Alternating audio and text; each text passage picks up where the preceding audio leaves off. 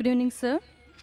I'm a lecturer by profession and also a research scholar in Islam and comparative studies. May I know your name, please? I'm Nilima. I respect your great enlightenment, sir, but I have a small qualification to be made. Let us go back to the Bhavishya Purana, Part 3, Khand 3, Adhyay 3, and Slokas 5 to 8. Before going to this, I would just like to mention that maybe you already know, because every prophet who comes in the name of God will fulfill the prophecy which is made for him. So any prophet who fulfills 50% of that prophecy is not qualified to be a prophet. I mean, this is a simple logical thing. So now coming back to the Bhavishya Purana, you talked about the Mleccha leader saying that he is none other than Muhammad. Okay. Now, I accept the first half of the thing, of the sloka you said, but the second 50%, which is still ignored. Now, sir, let me tell you, Mleccha, the word meaning Mleccha, it is derived from Sanskrit dictionary, the meaning, and the meaning means non-Aryan or sinner or wicked person. These are the three different meanings given to the word Mleccha. So, according to this, can Muhammad be a sinner or a wicked person? The second part is, the second condition of the prophecy is that he will belong to Marusthal, and in Sanskrit, land of death. Because Maru, it is derived from Sanskrit, Mru. Mru is death. And definitely it does not quoting to the land of Arabia, because it is a barren land or it is a battlefield. And next, coming to the third point of it, this prophecy also mentions that Mleccha leader will take bath in Panchagavya and in river Ganges. And it is a common truth. We know that Ganges means Ganga river, and we all know that Ganga is not in Arabia, but it is in India. It is a universal fact. And coming to the taking bath in Panchagavya, the meaning of Panchagavya is 5 products of cow. And the products of cow is milk, curds, ghee, urine, cow dung. And now, sir, coming to this part exclusively, this prophecy must be fulfilled by Muhammad, wherein if you show me at least single reference from Quran, wherein Muhammad has taken bath in all these 5 products, that is milk, curds, ghee, urine, and cow dung, I'm ready to accept Islam today. Thank you, sir. Sister has rightly said that if the prophecy that you give, if more than 50% is not fulfilled, then the prophecy is wrong. I agree with you, sister. I agree with you. And I will answer all your 3 queries. Let's see whether you accept Islam or not today.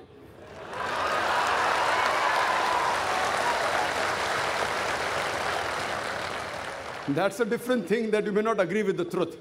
I will speak to you. I agree with you. Mleccha, I agree with you, all your 3 definitions. Mleccha, one of the meaning is non-Aryan, meaning a foreigner. One of the meaning is sinner, one is a wicked person. That's the reason, like the Hindus, they call the Muslims as Mleccha. When they say that, they mean actually wicked and sinner. But the other meaning is also foreigner.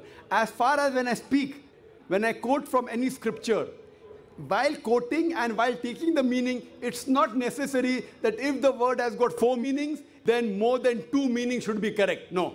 Even if one is correct, the meaning is right. For example, the Quran says that don't have pig. Today, if you open the dictionary, one of the slang meanings for pig is a cop, means a policeman. So one meaning is pig. The other meaning is a policeman. But naturally, the Quran and the Bible, when the Bible says in the book of Leviticus, chapter number 11, verse number 7 and 8, in the book of Deuteronomy, chapter number 14, verse number 8, and the book of Isaiah, chapter number 65, verse number 2 and 5, when it says don't have pig, it doesn't mean don't have a policeman. If you're a student of comparative religion, if there are 10 meanings, even if one is correct, you have to choose the right one. 2 may be correct, 3 may be correct, all 10 may be correct. But even if one is correct out of 10, it can fulfill the prophecy. So here I agree with you, sister. Mleccha does mean non-Aryan. To Indian, it will be a foreigner. And I said in my speech when I translated, a Mleccha means a foreigner. Now you want to go in the wrong way and say Mleccha means wicked here. That is a misunderstanding, sister. If you say the Bible says and the Quran says don't have a policeman, that means you're not a student of comparative religion, you are a novice. If any one of the meanings fulfill the prophecy, one more thing, if there's a doubt, there are 10 points I mentioned, all the others can't be refuted. Your second meaning, marustal. One of the marustal I do agree, mar means death, but the other meaning of marustal in Sanskrit is a sandy track.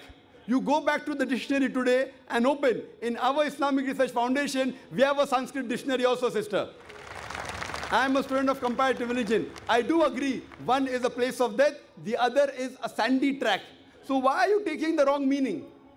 That means you're going out of the way. So if you see the permutation and combination, all the other points I mentioned are 100% correct. Here also, you have to choose the right meaning. So one of the meanings of marustal means a sandy track or a desert. Coming to your third question, and you accepting Islam, inshallah. The third question that I mentioned in the prophecy, that Prophet Muhammad sallallahu alaihi wasallam took a bath in the Panch Garv, in the Ganges. Now here we analyze that when we say, in the Hindu terminology, when you say bath in the Panch Garv, in the Ganges, it means to purify. One means actually you dip yourself in the Ganges, which I don't expect the Prophet came and dipped himself in the Ganges. It means to purify. I did not give the explanation because the lecture is very long. I can speak on this topic for the full day. I did not give details of everything. I can speak on each prophecy for another few minutes, even for us together. So here, having a bath in the Panch Garv means purify. So depending upon the context, it doesn't mean a physical bath. And even if you physically have a bath in the Panch Garv, in the Ganges, not necessarily you will be purified. It is the philosophy of the Hinduism. So here, when the prophecy says that Prophet Muhammad, peace be upon him, had a bath in the Panch Garv, it doesn't mean he came here in the Ganges. It means that he was purified by Almighty God. And we believe that all the prophets of God, all, whether it be Moses, Jesus Christ, peace be upon them, and Prophet Muhammad sallallahu alaihi wasallam, all of them were masoom. They were innocent. They were pure. So all the prophets of God, of Almighty God, which he sent down, all of them we consider to be innocent, to be masoom, to be pure. So this answers the question, and I hope, inshallah, you'll accept Islam, sister. Now, question from the mic on my left-hand side. My name is Prem Advani. I am from New Delhi, a retired senior citizen, non-Muslim. My question is that Islam, with a glorious past, should continue to be more glorious with the present time.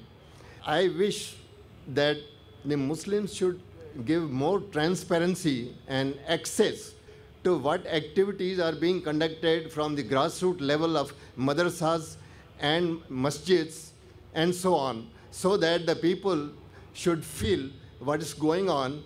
The truth should be transparent. My main aim is transparency. Thank you. The brother asked a very good question. Before you answer the question, I would just like to throw some light. The sister had asked earlier question, 3 questions.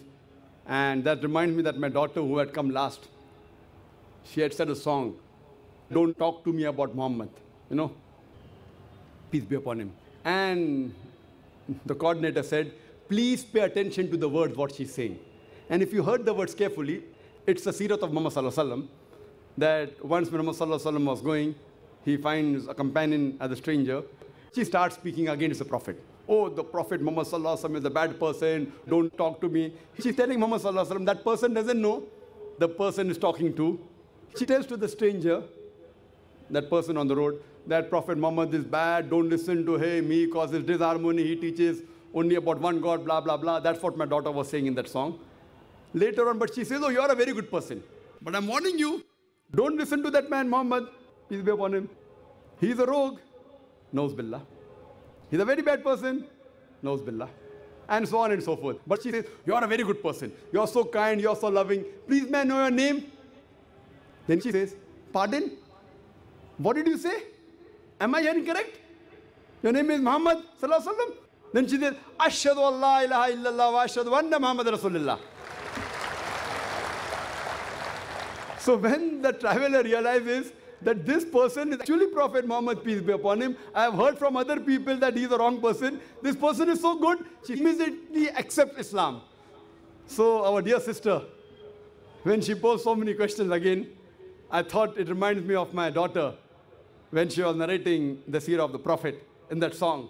The person, the traveler attacking Islam, attacking the Prophet Muhammad. But when she comes to know the truth, she says the Shahada. So inshallah, our dear sister also will share the Shahada. And I really ask Allah subhanahu wa ta'ala to open her heart. Our dear brother here asked a very good question. He agrees that Islam had a glorious past, but he says that there should be transparency, especially in the madrasa. Who says no? I'm for you, brother. I'm fully for you. Who says there should be no transparency? Not transparency. I want the non-Muslims to come and study in this madrasa. I'm aware, brother, I'm aware what you're talking about the media. That the media is saying that madrasas are the schools of terrorism. Media says, not you, brother, media. Madrasa in Arabic means a place of dars, somewhat like a university. You can call it a school, call it a college, or call it a university. But the media portrays as though, if you go to a madrasa, you'll become a terrorist. Media portrays, not you. I'm asking, number one person who has killed maximum human beings in the world is Hitler. Which madrasa did he go to? Which madrasa? Which madrasa he went to? See, today, mafia, the top people in the world from Italy and all these smugglers, if you take a survey that all the smugglers, all the top people that go to the jail, if you take a survey, how many people go to madrasa? How many? A small, maybe a couple of percent. Majority go to universities. Which university? Modern university. Schools, colleges. So can I say that you should close the school? Can I say close the College of Education, close BA, close BCom, close BSc? No. Because I know I have studied in the school. That school doesn't say that you should rob or you should smuggle. You should go against a country. It is they study in that school, but they are the black sheep of that school. So Hitler also may have gone to the modern education. I'm sure that the school he went to didn't teach him that he should kill 6 million Jews. So what we realize that these are black sheep. So as a whole, every year in this country, there are thousands of people who are passing from madrasas, from Nadwa, from Deoband, thousands of them. So do you say that they're going and killing people? They're not at all. It is the media which portrays.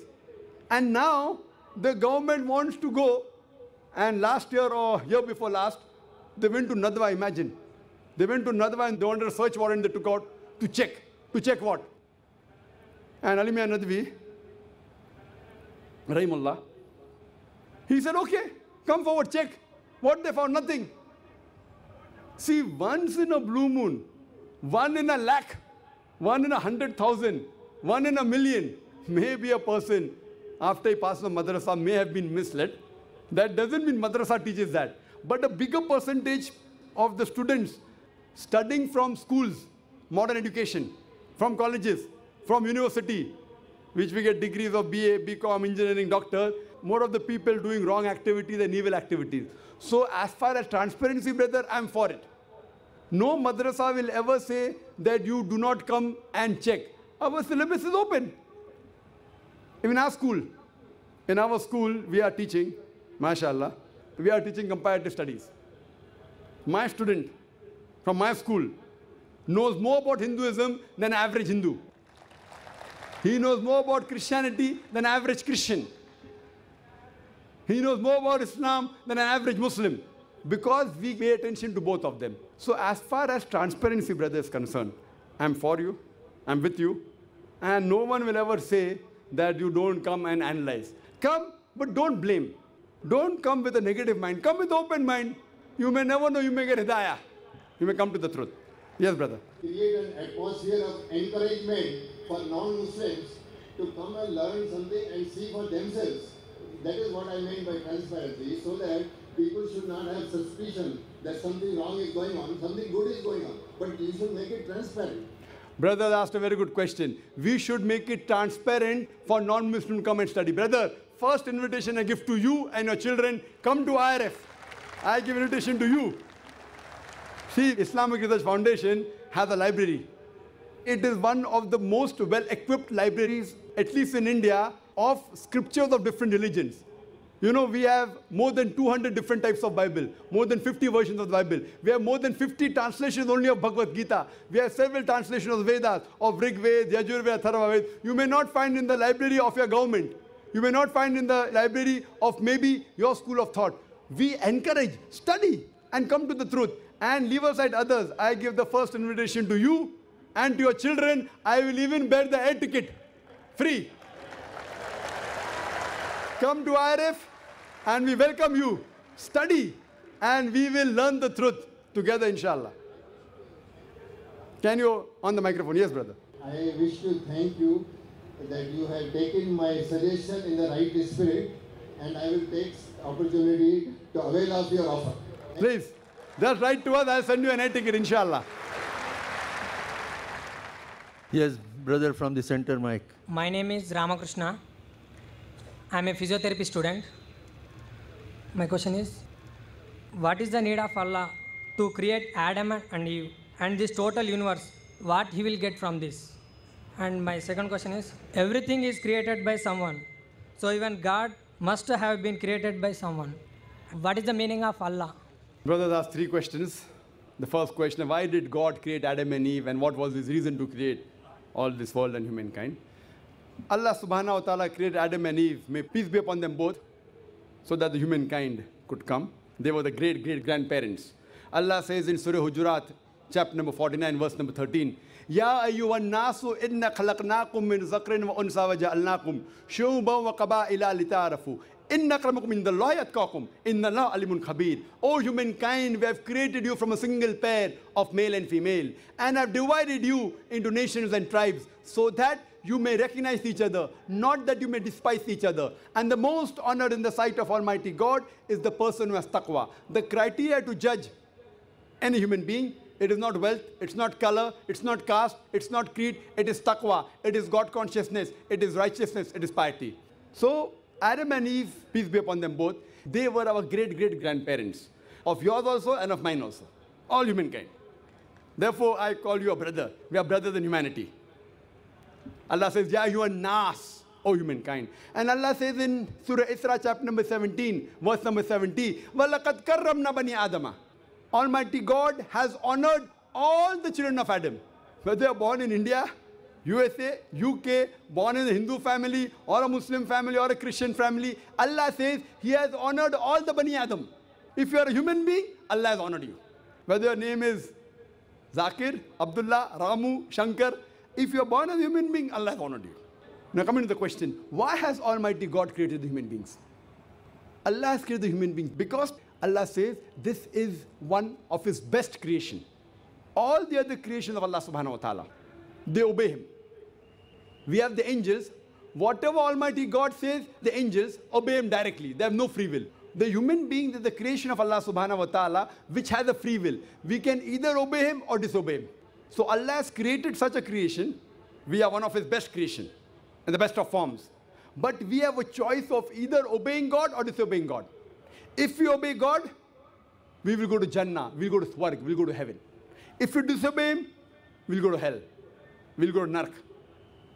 So this is a test for the hereafter. Allah says in Surah Mulk, chapter number 67, verse number 2, Allazi khalaqal mauta wal hayata. It is Allah who has created death and life to test which of you is good in deeds. So this life is a test for the hereafter. So Allah has created the human beings, and Allah says in Surah Dhariyat, chapter number 51, verse number 56, وَمَا خَلَقْتُ الْجِنَّ وَالْإِنسَ إِلَّا لِيَعْبُدُونَ. That we have created the jinn and the men not but to worship Him. So we are supposed to worship, obey the commandment of Allah subhanahu wa ta'ala. So this is a different creation of Allah subhanahu wa ta'ala, which has the free will of even going against Allah subhanahu wa ta'ala or obeying Him. All the other things, the stars, the trees, the mountains, the Quran says they do sajda to Allah subhanahu wa ta'ala, they prostrate to Him, they obey Him. We have a free will. Now when Allah has given a free will, with the free will if we obey Him, we become higher than the angels. With the free will if we disobey Him, we become the partners of the devil. So He's created us for the test for the hereafter. Coming to your second question. Everything has a creator. Who created? God. If anyone says everything has a creator, it is a wrong statement. Every created thing has a creator. The definition of God is He is uncreated. The moment you say who created God, he's not God. The definition of God is he is uncreated. Suppose a person comes and asks you, that brother, my friend John, he was admitted in the hospital. He gave birth to a child. Can you guess, was it a girl or a boy? Can you guess? Try it out. Guess. Can't guess. Why? Can you on the microphone? Can you guess, was it a girl or a boy? Huh? See, brother John, he was admitted in the hospital. He gave birth to a child. Was it a girl or a boy? Can you guess? A 50% chance? Girl or boy? People are laughing. Why? Can you guess? Can't guess. Why? Even if you guess, can you get the answer right? Achha, can you guess? I'll give you 2 chances. Was it a girl or a boy? Try it out. Girl. Brother, can a man give birth to a child? Ah, there you made a mistake. Same way you made a mistake by asking who created God. A man cannot give birth to a child. So where's the question of it being girl or a boy? See, now you understood. Ah, now that's good, brother. So it was a man cannot give birth to a child. So where's the question of a girl or a boy? So when you're asking who created God, God by definition, Allah by definition is uncreated. The moment you say who created Allah, he's not Allah. Walam yakul lahu kufuwan ahad. There's nothing like him. Coming to your last part of the question, who is Allah? Who is Allah? The best definition I can give you is quote to you Surah Ikhlas, chapter number 112, verse number 1 to 4. It's mentioned in the Quran, Kul hu Allahu ahad. Say he's Allah one and only. Allahu samad. Allah the absolute eternal. Lam yalid wa lam yulad. He begets not nor is he begotten. Walam yakul lahu kufuwan ahad. There's nothing like him. This is a 4-line definition of Allah subhanahu wa ta'ala. Any human being, any person says so-and-so candidate is God. If that candidate fits in this 4-line definition, we Muslims have got no objection in accepting that candidate as God. 4-line definition. This is the litmus test for theology, for the study of God. First is, Qul hu Allahu ahad. Say he's Allah one and only. Allahu samad. Allah the absolute eternal. Lam yalid wa lam yulad. He begets not nor is he begotten. Walam yakul lahu kufuwan ahad. There's nothing like him. If you go to the Hindu scriptures, the same is mentioned in the Hindu scriptures. Kul huwallahu ahad is mentioned, if you read Chandogya Upanishad, chapter number 6, section number 2, verse number 1. Ekkam evidityam. God is only one without a second. Second test. Allahu samad. Allah the absolute eternal. Bhagavad Gita chapter number 10, verse number 3 says, I am known as the Lord of all the worlds, the unbegotten, the beginningless. Third test. Lam yalid wa lam yulad. He begets not nor is he begotten. It's mentioned in the Shvetasvatara Upanishad, chapter number 6, verse number 9. Nachasya kasij, janita na chadipa. Of him there are no lords. He has got no parents. Almighty God has got no father. He has got no mother. And walam yakul lahu kufuwan ahad. There's nothing like him is mentioned in Shvetasvatara Upanishad, chapter number 4, verse number 19. And Yajurved, chapter number 32, verse number 3, where it says, Natasya pratima asti. Of that God, there is no pratima, there is no idol, there is no image, there is no photograph, there is no sculpture. Who says that? Yajurved, chapter number 32, verse number 3. Same as, Walam yakul lahu kufuwan ahad. So any person saying so-and-so candidate is God, if that candidate fits in this 4-line definition, we Muslims have got no objection in accepting that candidate as God. For example, some people say, Bhagwan Rajneesh is Almighty God. Once during question answer time, a Hindu told me, we don't believe Bhagwan Rajneesh to be God. I never said that the Hindus believe Bhagwan Rajneesh is God. I said some people believe Bhagwan Rajneesh to be God. Let us put this Rajneesh to test. First test is, Qul huwallahu ahad. Say he's Allah one and only. Was Rajneesh one and only? Was he the only man who claimed divinity? There are hundreds of them. And in this country, we have thousands of men who have claimed divinity. He's not the only one. But Rajneesh Bhaksi said, no, he's unique. Let's go to the next test. Allahu samad. Allah, the absolute eternal. Was Rajneesh absolute eternal? We know from his biography, from his autobiography, he was suffering from asthma, from diabetes, from chronic backache. Imagine Almighty God suffering from asthma, diabetes, chronic backache. Third test. Lam yalid wa lam yulad. He begets not nor is begotten. Bhagwan Rajneesh was born in Madhya Pradesh. He had a father and mother. In 1981, He goes to America, USA, and he takes thousands of Americans for a ride. In the state of Oregon, he starts his center and calls it as Rajneeshpuram, his village.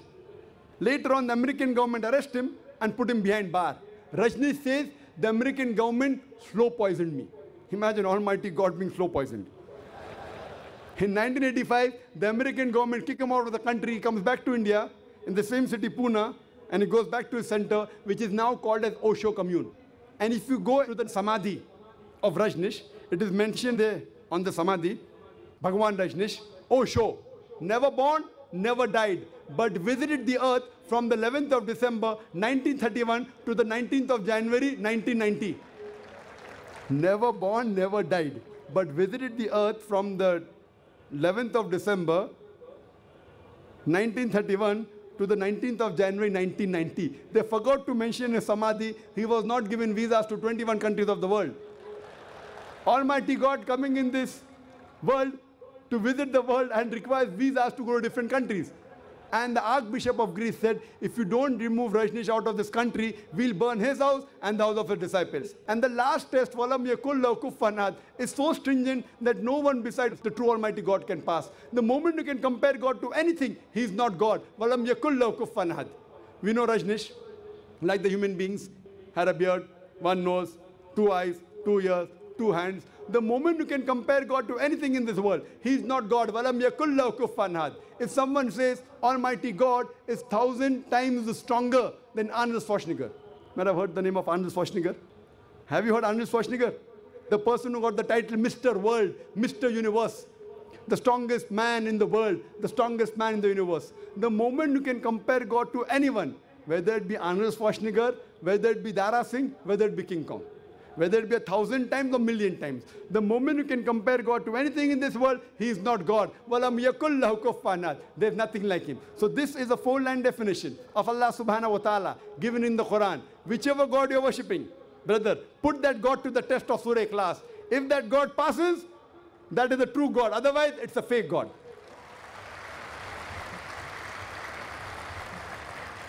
Let us have a question from the sister's side, please. A non-Muslim sister should come forward and ask a question, please. आदाब doctor जायकनाथ साहब, मेरा नाम वेंकटम्मा है। मैं एक मुस्लिम lady Sadia madam के पास रहती हूँ कई सालों से।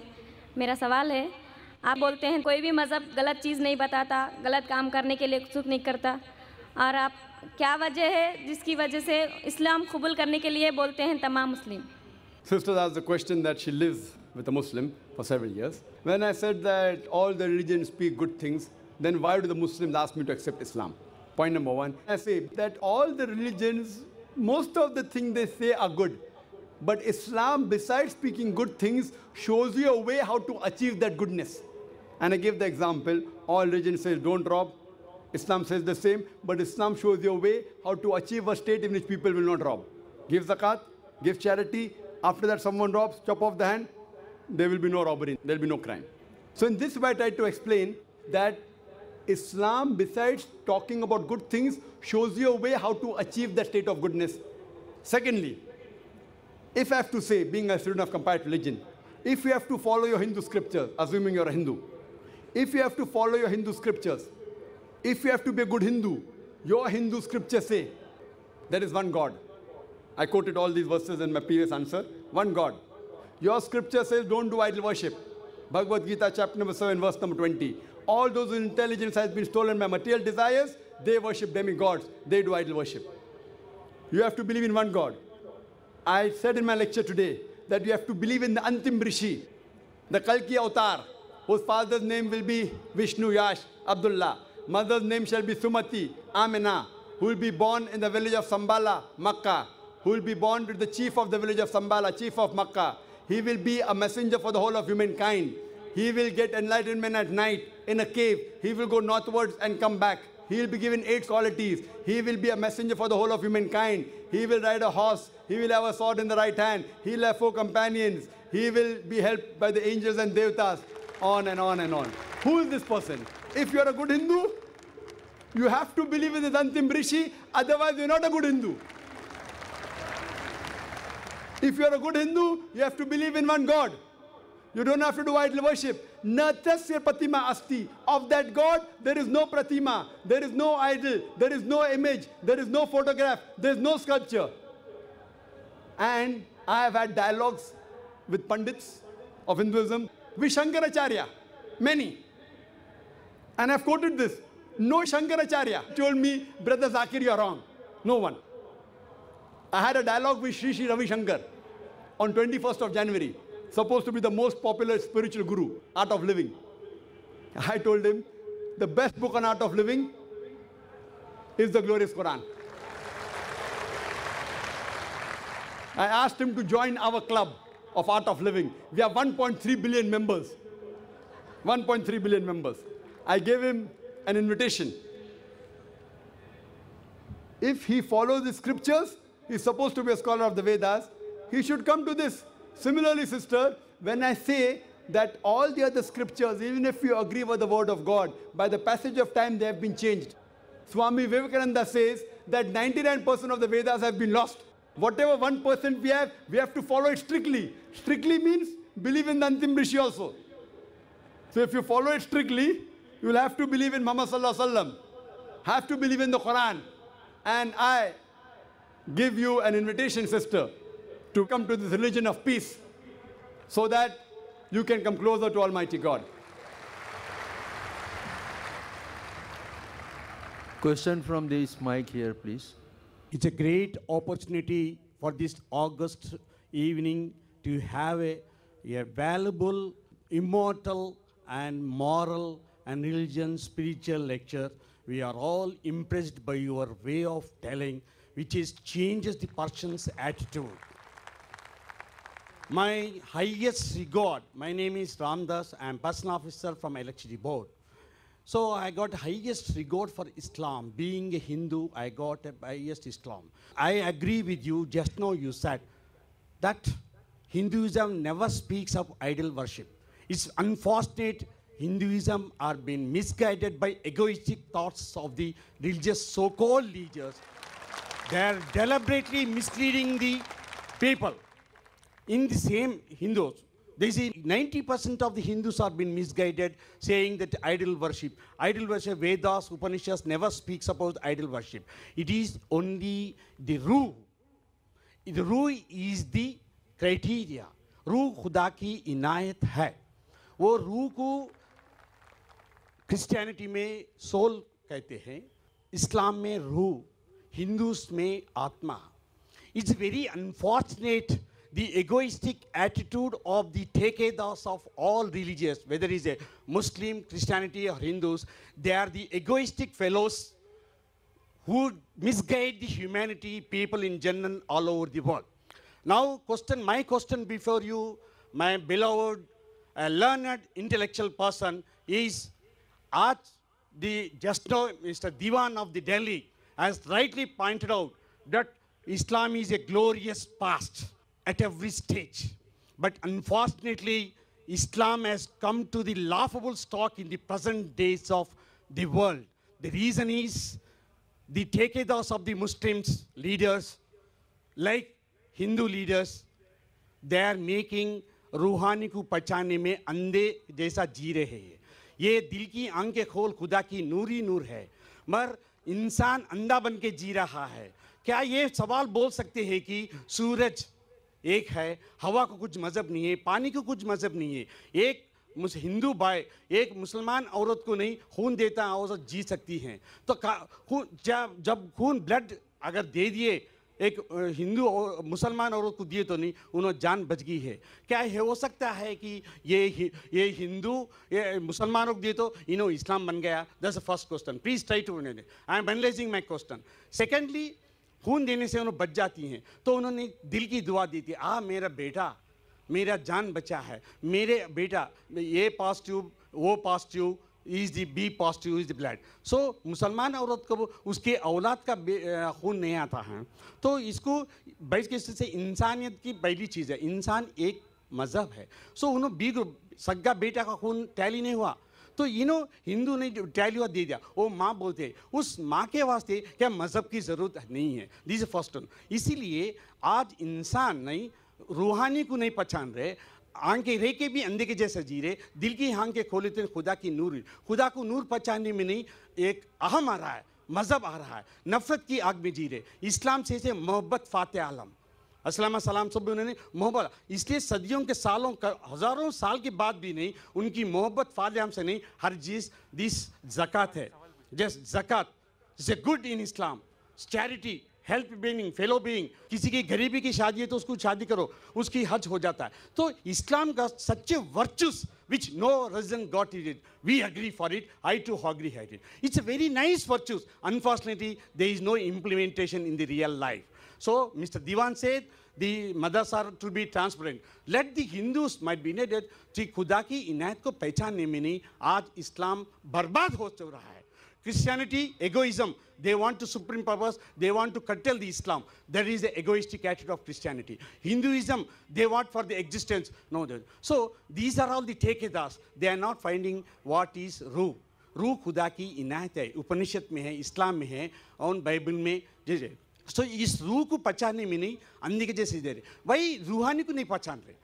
So इंसान जिंदा अल्लाह का जैसा जीना पसंद करे। क्या इस्लाम में मदरसा में नहीं रूह को मोहब्बत फातिम सीखे तो नहीं, इस दुनिया में नहीं एक आयम खाम नहीं मोहब्बत फातिम। World is a religion of मोहब्बत, इस्लाम हो सकता है। This is my first question. Second question and this is my first question, रूहानी को नहीं पहचान रहे। सेकंड क्वेश्चन इज क्या औरत को नहीं एक बुरी निगाह से देखना हिंदुइज्म में है? हिंदुइज्म में औरत को बुरा निगाह से देखे है, इस्लाम में बुरा निगाह से देख रहे, क्रिश्चियनिटी में देख। क्या औरत से दुनिया बनती है? अभी just you said to a young man that मर्द को बच्चा पैदा हो सकता है या नहीं? नो, man cannot give birth to a child. It is the mother, it is a lady which gives birth to it. The world starts with lady. औरत ने जन्म दिया मर्द को, मर्द उसे बाजार दे रहा है, चाहे हिंदू हो, क्रिश्चियन हो, मुस्लिम, इस्लाम हो। सो आज इतनी हर मजहब नहीं बर्बादी के ओर चल रहा है। इसको बोलते हैं दो कलयुग बोले बिना कल की अवतार बोलते हैं। So all doomsday in Christianity, in Kalyug में ख़त्म होने के दिन, उर्दू में ने क़यामत के दिन है। ये क़यामत के दिन में नहीं औरत को ने औरत ना एक पवित्रता था नहीं समझे। सो एक ही अय्याशी की कानूनी अय्याशी से कर रहे, हर मजहब वैसी औरत को बुरी निगाह से देख रहे हैं। और दिस इज सेकंड क्वेश्चन, क्या इस्लाम ये जो क़यामत के दिन या कलयुग के दिन या डूम्सडे में नहीं, क्या इस्लाम ने इस चीज़ को क्या कबूल दे सकती है? इसलिए मदरसा में नहीं औरत को नहीं मोहब्बत फाते आलम माँ का जैसा दुनिया बनती है। रूहानी को पहचानो, मोहब्बत करो, कानूनी अय्याशी को बंद करो। सेकंड क्वेश्चन, फर्स्ट रूहानी को नहीं पहचान रहे। सो ये इंसान नहीं जिंदा रह के भी नहीं अंधे के जैसा कई को जी रहे। मोहब्बत फाते आलम रूहानी। I'll answer your question, brother. You have asked a question. I've got your question, brother. Thank you for your. That you'll give that I am writing a book, खुदा की इनायत को पहचानो.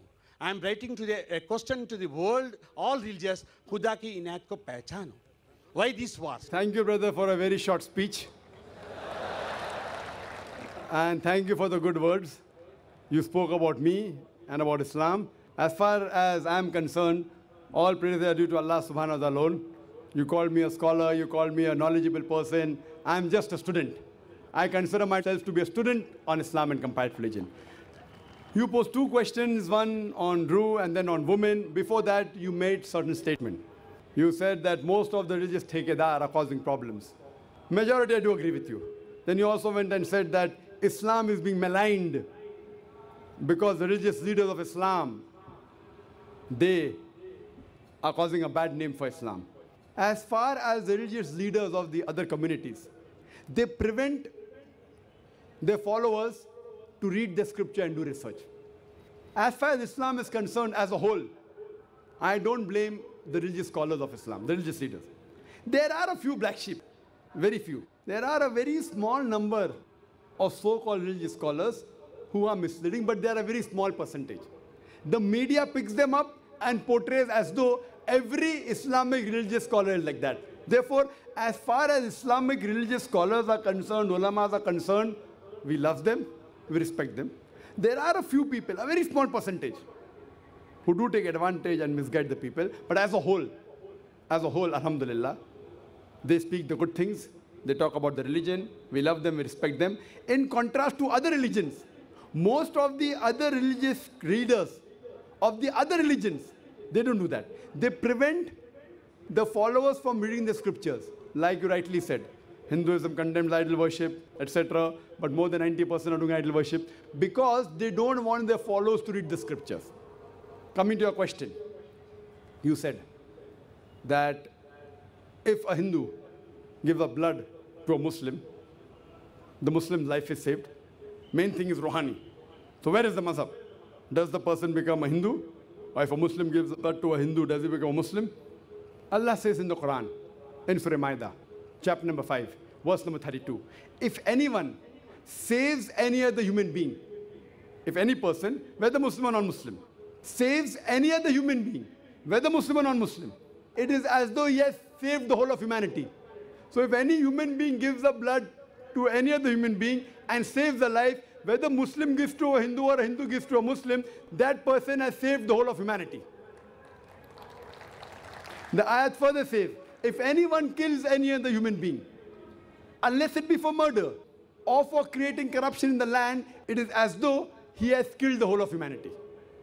But saving a life of a human being is very good. It's a good deed, very high deed. But the earlier question posed was, why has God created us? I told you earlier, Allah says in Surah Mulk, chapter number 67, verse number 2, Allazi khalaqal mauta wal hayata. It is Allah who has created death and life to test which of you is good in deeds. Saving someone's life is a very great deed. But saving someone's akhirah, next life, is a bigger deed. That's the reason I was a doctor. Supposed to be the best profession, saving human lives. I chose to be a doctor because I thought it was the most noblest profession. It is. But I found a nobler profession. Allah says in Surah Fussilat, chapter number 41, verse number 33, وَمَنْ أَحْسَنُ قَوْلًا مِمَّنْ دَعَا إِلَى اللَّهِ وَعَمِلَ صَالِحًا وَقَالَ إِنَّنِي مِنَ الْمُسْلِمِينَ. Who is better in speech than one who invites people to the way of thy Lord, who does righteous deeds, and says that I am the one who submit my will to Almighty God. So I changed from being a doctor of a body to a doctor of a soul, which is a better profession. So giving someone blood and saving his life is good, but giving someone the truth and saving his akhirah is better.